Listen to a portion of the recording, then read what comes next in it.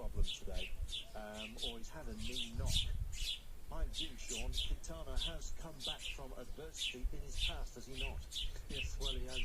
He's had a checker career coming up. In his young days, he had it very difficult, when he was being a young kid, and very difficult times. Then he decided to get into boxing at 18 years and got knocked down by a taxi. He was in a coma for a number of days, and then came back from that. And of course, we remember in 2010 he won the Tour de l'Avenir, and very impressive. And since that, his career has grown. We've seen him win Tour de Pays Basque, winning stage in Catalonia.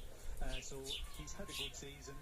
He's a really good climber, and not a surprise at all if we see him going the attack today. Only the problem for me is that maybe the crashes might just take a little bit of effect and knock a bit of the edge off them.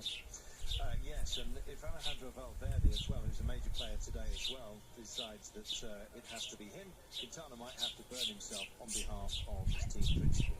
So we'll see. Valverde very much a good pick. I think he's going to get to a quality sprint towards the end. So watch out for the Movistar boys as well in their navy blue with the green M upon their chests.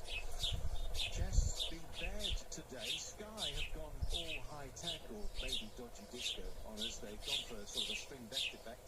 Juan Antonio Fletcher has been busy, I think in some of the escapes, plenty of them, but looks like he's suffering. Yes, well, we see that he has a puncture that's coming up, so looking for the car where he actually want to stop. Not a good time to have a puncture where the peloton is going. He's going to find himself in the last bus on this climb. When it does, the tickets will be given out very quick.